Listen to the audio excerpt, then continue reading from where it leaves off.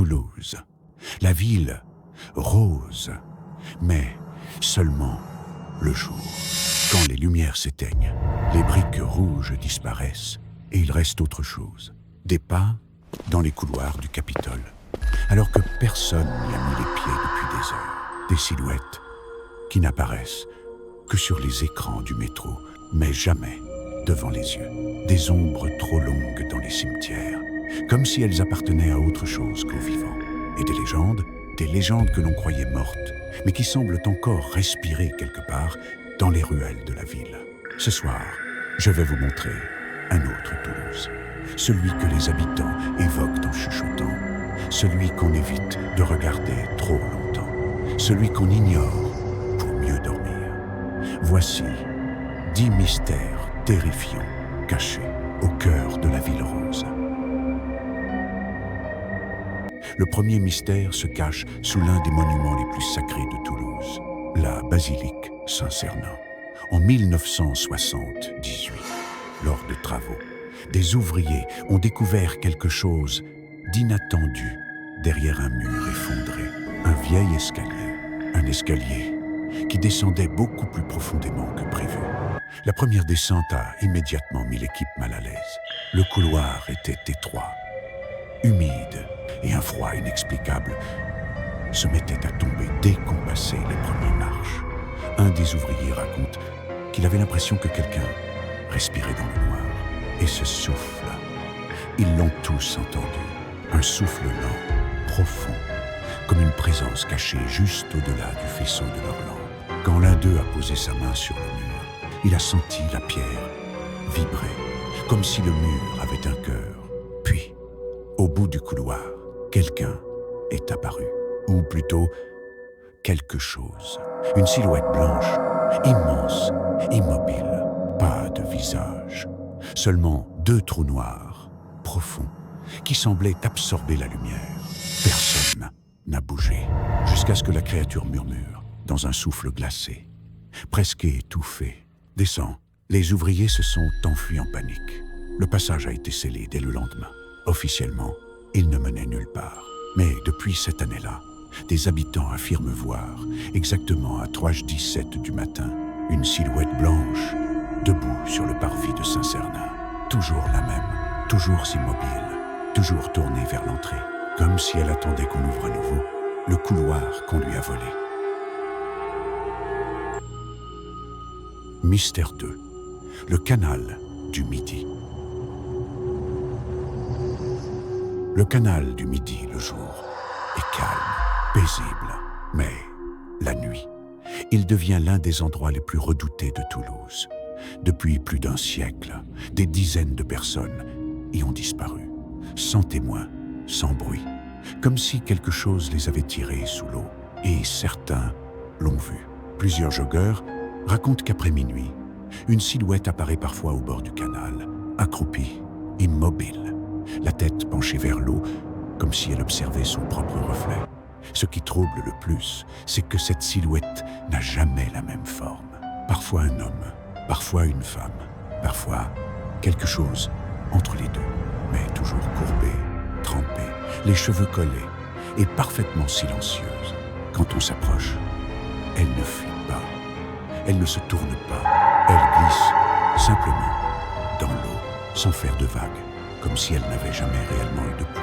Un plongeur amateur, lui, a vu ce qu'il ne fallait pas voir. Sous la surface, sa lampe a éclairé un visage gonflé, les yeux ouverts dans un regard vide, mais qui s'est mis à bouger, à avancer, à ouvrir la bouche beaucoup trop grande, comme si elle s'apprêtait à avaler l'eau.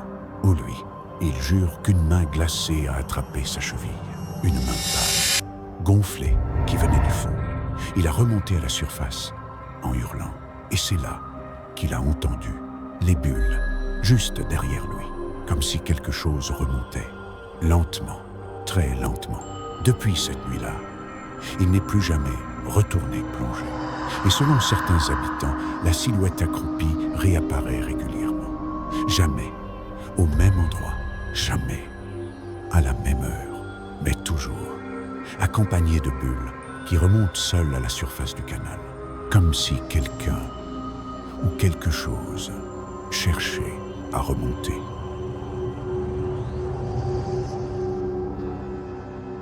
Mystère 3. Le couvent des Jacobins. Le couvent des Jacobins est l'un des lieux les plus emblématiques de Toulouse. Majestueux, immense. Mais la nuit, il devient presque méconnaissable. Les gardiens racontent qu'après la fermeture, quand les lumières s'éteignent, les piliers du couvent semblent changer de forme. L'un d'eux, Marc, n'a jamais oublié sa ronde de l'hiver. 2012. Le silence était total. Pas un bruit, pas un souffle, jusqu'à ce qu'il entende un murmure derrière lui. Un murmure venant d'un pilier. Au début, il a cru que c'était le vent. Mais en approchant, il a senti une vibration, un souffle chaud sortant d'une fissure de la pierre, comme si quelque chose respirait à l'intérieur. En posant la main sur le pilier, la pierre a bougé, très légèrement, comme un muscle, sous une peau tendue. Il a reculé d'un pas, mais c'est là que la voix est devenue plus distincte, une voix grave, presque humaine, qui semblait venir du cœur même de la colonne. Elle disait « Reste terrifié ». Marc a levé sa lampe, et là, dans les nervures du pilier, il a vu un visage emprisonné dans le marbre, les yeux ouverts, la bouche déformée dans un cri silencieux. Des mains semblaient pousser depuis l'intérieur, déformant brièvement la surface avant de disparaître. Marc s'est enfui en courant, incapable de prononcer un mot. Le lendemain, ses collègues ont inspecté le pilier. Aucune fissure, aucun visage, aucune trace. Mais depuis, plusieurs visiteurs affirment avoir vu des ombres bouger toutes seules autour des colonnes, ou senti un souffle glacé en passant trop près. Comme si, quelque part dans la pierre, quelqu'un ou quelque chose attendait encore qu'on revienne. Mystère 4. Terre Cabade. Le cimetière de Terre Cabade est l'un des plus beaux de France. De jour, il ressemble à un jardin calme, presque apaisant. Mais la nuit, c'est un tout autre lieu. Depuis des années, les agents municipaux racontent une rumeur que personne n'ose écrire officiellement. Certaines tombes s'ouvrent toutes seules, pas violemment, pas en explosant. Non, elles s'ouvrent lentement, comme si quelque chose, à l'intérieur, poussait très doucement de l'autre côté. L'un des fossoyeurs, Alain, a vécu ce que tous redoutent. Une nuit d'automne, alors qu'il faisait sa ronde, il a entendu un bruit régulier, un bruit lourd, comme des coups venant du sol. Il s'est approché d'une tombe ancienne, fissurée par le temps. Le bruit était plus fort, et soudain, il a vu la dalle bouger, très légèrement. Juste un frémissement, mais suffisant pour comprendre que ce n'était pas le vent. Quand il a posé la main dessus, la pierre était glacée, et en la retirant, il a senti quelque chose taper contre la dalle. Un geste lent, méthodique, comme si une main essayait de sortir. Il a reculé d'un bond, la lampe éclairant la fissure, et c'est là qu'il l'a vue. Une main grisâtre, décharnée, qui a passé 2 doigts à travers la fente, avant de disparaître aussitôt dans l'ombre. Alain a fui en courant jusqu'à la sortie. Et depuis ce jour, il dit que certaines tombes respirent. Oui, respirent. Il affirme avoir vu des dalles se soulever, comme un thorax qui inspire. Officiellement, on parle d'un affaissement du terrain. Officieusement, les gardiens refusent désormais de faire leur ronde seuls. Parce qu'à Terre Cabade, certaines sépultures semblent ne pas avoir accepté leur silence éternel. Mystère 5. La gare Matabio. La gare Matabio est l'un des lieux les plus fréquentés de Toulouse. Le jour, ce n'est qu'un immense hall rempli de voyageurs, d'annonces, de pas pressés. Mais après 1h du matin, elle devient l'un des endroits les plus troublants de la ville. Les agents de sécurité le savent. Il existe un train qui n'existe sur aucun planning. Un train fantôme que certains entendent, mais que personne ne voit. Tout commence par un bruit, un grondement métallique, très lent, comme un train qui approche au loin. Sauf que les rails sont vides, toujours vides. Un agent, Hugo, raconte qu'une nuit, alors qu'il passait sur la passerelle, il a vu les écrans de caisse allumés tout seuls. Un seul message clignotait, en rouge. Dernier départ, un 13, un horaire, qui n'existe pas. Puis il a entendu les voix, des murmures étouffés, comme des passagers qui discutent dans un wagon. Mais il n'y avait rien, juste le vent et ces voix qui devenaient de plus en plus nettes. En s'approchant du quai, il a senti un souffle froid, comme si un train venait de passer à toute vitesse, alors qu'il n'y avait aucun mouvement d'air. Les murmures sont devenus des plaintes, des cris, des appels à l'aide. Quand Hugo a levé sa lampe, il a vu les silhouettes alignées sur le bord du quai, des silhouettes grises, immobiles, sans visage, qui semblaient attendre un train visible. Puis tout s'est éteint en un instant. Les écrans, les lumières, les voix. Lorsque la gare s'est rallumée, les silhouettes n'étaient plus là. Mais sur le sol, juste à côté des rails, une trace de pas humides s'éloignait vers le tunnel, comme si quelqu'un ou quelque chose venait bel et bien de descendre d'un train que personne n'a jamais vu. Encore aujourd'hui, les agents affirment entendre, certaines nuits, le sifflement d'un train fantôme, arrivant exactement à un 13. Mystère 6, le Pont Neuf.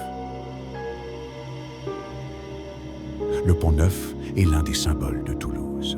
Le jour, c'est un lieu paisible, traversé par des milliers de personnes. Mais la nuit, certains évitent même de s'en approcher. Depuis des décennies, des témoins racontent que, sous les arches du pont, l'eau n'est pas toujours seule. Un étudiant, Thomas, s'en souvient comme si c'était hier. Un soir d'hiver, en rentrant chez lui, il est passé en dessous du pont. L'eau était calme, parfaitement silencieuse. Mais, au milieu du courant, il a remarqué quelque chose d'étrange. Un visage, juste sous la surface. Pas un reflet, pas une ombre. Un vrai visage, pâle, immobile, les yeux grands ouverts, comme s'il regardait droit vers lui. Thomas a d'abord cru qu'il s'agissait d'un mannequin, jusqu'à ce que le visage cligne des yeux. Et là, l'eau s'est troublée. Une seconde forme est apparue. Puis, une troisième. Des visages grisâtres, déformés par l'eau froide, qui flottaient juste en dessous de la surface, alignés comme s'ils attendaient quelque chose. En s'approchant, Thomas a entendu un bruit étrange, très sourd, comme un souffle venant du fond du fleuve. Un souffle puissant, presque animal, répercuté par les arches du pont. Puis les visages ont disparu en un instant, aspirés vers le bas, comme tirés par quelque chose d'invisible. Quand Thomas a relevé les yeux, il a aperçu une silhouette sur le pont, une silhouette noire, immobile, qui le regardait depuis le parapet. Quand il a cligné des yeux, elle avait disparu. Les anciens disent qu'à chaque crue de la Garonne, les noyés reviennent se montrer, comme pour rappeler qu'ils ne dorment jamais vraiment. Et certains soirs, quand le courant est trop calme, certains affirment encore voir, sous l'eau, le reflet d'un visage qui n'est pas le leur. Mystère 7. Le Jardin des Plantes. Le Jardin des Plantes est l'un des endroits les plus paisibles de Toulouse. Un lieu de promenade, de famille, de rire, mais seulement le jour. La nuit, les gardiens refusent d'y passer seuls, car plusieurs témoignages parlent d'un son, un son qui glace le sang, la voix d'un enfant. Tout a commencé dans les années 90. Un gardien, Gérard, faisait sa ronde lorsqu'il a entendu, entre les arbres, une voix faible. Maman, une voix d'enfant, perdu, fragile. Il a immédiatement pensé qu'un petit s'était égaré. Mais en approchant, il s'est rendu compte que la voix ne venait pas d'un enfant, mais d'un endroit précis, le bassin, celui entouré de statues. Il s'est penché au-dessus de l'eau, éclairant la surface avec sa lampe. Au début, il n'a vu que son propre reflet, jusqu'à ce qu'un autre visage apparaisse, celui d'un enfant, juste sous la surface, les yeux ouverts, la bouche bougeant comme pour parler, mais aucun son ne sortait. Gérard a reculé d'un pas, paniqué, et c'est là que la voix a retenti à nouveau, exactement derrière lui cette fois. « Maman !» Mais il n'y avait personne. L'eau du bassin s'est mise à onduler vivement, comme si quelque chose remuait en dessous. Puis, une petite main pâle a glissé hors de la surface, avant de disparaître d'un coup, comme aspirée. Depuis ce soir-là, plusieurs promeneurs nocturnes affirment avoir vécu la même chose. Une voix d'enfant qui appelle, toujours la même, toujours près du bassin, toujours entre 2h et 3h du matin. Les anciens du quartier racontent qu'autrefois, un jeune garçon s'est noyé dans ce bassin, tombé en jouant près de l'eau. Son corps avait été retrouvé 3 jours plus tard, les yeux ouverts, comme s'il cherchait encore quelqu'un. Et aujourd'hui encore, certains disent que lorsqu'on s'approche du bassin après minuit, le reflet dans l'eau n'est pas toujours le nôtre. Mystère, lui. Le métro, ligne 1. Le métro toulousain est moderne, lumineux, toujours en mouvement, mais tard dans la nuit. Surtout sur la ligne A. Certains passagers racontent qu'un voyageur particulier monte parfois à bord. On l'appelle l'homme sans visage. Tout commence souvent à la station Esquirol. Le dernier métro arrive, presque vide. Les portes s'ouvrent et personne ne monte. Du moins, c'est ce qu'on croit. Parce que ceux qui l'ont vu disent qu'il était déjà là, assis au fond du wagon, immobile, et qu'on ne l'avait pas remarqué en entrant. Un étudiant, Malik, en a fait l'expérience. Il s'est assis au milieu du wagon. Tout semblait normal, jusqu'à ce qu'il lève les yeux. Un homme était assis en face de lui, grand, très mince, portant un manteau sombre, la tête penchée. Et là où aurait dû se trouver son visage, il n'y avait rien. Juste une surface lisse, pâle, comme de la cire. Malik est resté figé. Et l'homme a levé lentement la tête, même sans visage. Malik sentait qu'il le regardait. Une pression glaciale lui serrait la poitrine. Lorsque le métro a commencé à freiner, l'homme s'est levé. Ses mouvements étaient trop lents, trop fluides, presque comme s'il ne touchait pas vraiment le sol. Puis, juste avant que les portes ne s'ouvrent, il s'est arrêté, exactement devant Malik, tout près, et une voix étouffée, déformée, a murmuré dans le wagon vide. « Je te vois ». Mais quand Malik a fermé les yeux une fraction de seconde, la silhouette avait disparu. Aucune trace sur le quai, aucun bruit de pas, rien. Les caméras de la station, elles, ont bien enregistré quelqu'un. Une forme floue, blanchâtre, sans visage, s'asseyant dans le wagon et disparaissant complètement quelques secondes plus tard. Depuis, certains voyageurs affirment que certains soirs, lorsqu'on regarde à travers la vitre sombre du métro, on peut voir un reflet à côté de soi. Un reflet qui n'a pas de visage. Mystère 9. Le quartier Saint-Cyprien. Saint-Cyprien est un quartier chaleureux, vivant, animé, mais seulement en apparence. Car la nuit, plusieurs habitants parlent d'un phénomène étrange. Toujours le même, toujours au même endroit. Les portes qui chuchotent. Tout commence dans une petite rue du quartier, là où les immeubles anciens ont conservé leurs lourdes portes en bois. Selon de nombreux témoignages, elle ferait un bruit particulier, un bruit qui n'a rien à voir avec le vent. Un soir, Léa, une habitante du quartier, a décidé d'enregistrer ces sons. Elle a attendu 2h du matin, l'heure où, selon la rumeur, les chuchotements commencent. Au début, il n'y avait que le silence, puis un léger grincement, rien d'anormal, jusqu'à ce qu'elle entende une phrase, très faible, très nette. « Ouvre-moi ». Léa a figé. Elle a approché son téléphone de la porte, et la voix a recommencé, plus insistante, plus proche, comme si quelqu'un se trouvait de l'autre côté du bois. Alors qu'il n'y avait personne, elle a reculé, mais la porte a vibré. Pas un coup, pas une secousse, Une vibration longue, presque humaine, comme si quelqu'un posait la main de l'autre côté et glissait ses doigts le long du bois. Puis, une seconde voix s'est ajoutée, plus grave, plus distante. « Laisse-nous sortir ». Léa a attrapé la poignée, machinalement, avant de sentir un froid intense, comme si une main glacée venait de la saisir à travers la porte. Elle a reculé en hurlant, tandis que la porte tremblait de plus en plus fort, comme si quelque chose frappait de l'intérieur. Le lendemain, lorsqu'elle est revenue avec des voisins, la porte était parfaitement immobile. Aucune marque, aucune trace, rien. Mais en écoutant l'enregistrement, ils ont tous entendu la même chose. Deux voix superposées, murmurant en boucle « Ouvre-moi, ouvre-moi, ouvre-moi ». Depuis, dans la rue de Léa, plus personne ne passe devant ces portes après minuit. Parce que tous les habitants savent que derrière certaines d'entre elles, il n'y a peu, être plus que du vide, ou peu, être quelque chose qui attend encore d'être libéré.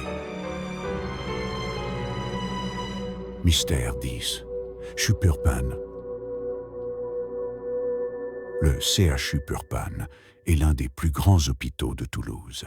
Des milliers de personnes y passent chaque jour, mais certaines zones restent fermées au public depuis des années. L'une d'elles porte un nom qui circule parmi le personnel, toujours à voix basse. La chambre 304. Officiellement, elle n'existe plus. Effacée des plans, condamnée, oubliée. Mais ceux qui travaillent de nuit savent qu'elle est toujours là, au fond d'un couloir, que personne n'emprunte. Un infirmier, Adrien, a vécu ce que l'on raconte depuis longtemps. Une nuit d'orage, alors qu'il faisait sa ronde, il a entendu un bip régulier dans un couloir vide. Un bip de moniteur cardiaque. Le même son que lorsqu'un patient est branché, mais il n'y avait personne dans cette aile. Le bip venait d'une porte métallique scellée. Sur le mur, quelqu'un avait griffé un chiffre, 304. Adrien a posé son oreille contre la porte et il a entendu quelque chose. D'abord un souffle, puis une voix, faible, brisée. Infirmier, Adrien a reculé, paniqué. Le moniteur cardiaque s'est emballé. Bip, bip, bip, puis s'est arrêté net, laissant place à un long sifflement continu, comme lorsqu'un cœur cesse de battre. La lumière du couloir a clignoté. Puis, il l'a vu. Une silhouette derrière le petit hublot de la porte. Un visage pâle, émacié, collé contre la vitre, avec des yeux complètement blancs. La silhouette a glissé le long de la vitre, comme si elle se laissait tomber. Adrien a fui en courant. Le lendemain, la direction a certifié qu'aucun patient n'était dans cette aile et que la chambre 304 avait été fermée depuis 2007, après un incident jamais révélé. Mais depuis ce soir-là, plusieurs soignants affirment entendre, certaines nuits, un bip isolé, un souffle faible et une voix qui murmure derrière la porte condamnée. Infirmier, revenez. Toulouse, la ville rose, mais ce soir, vous l'avez vu autrement.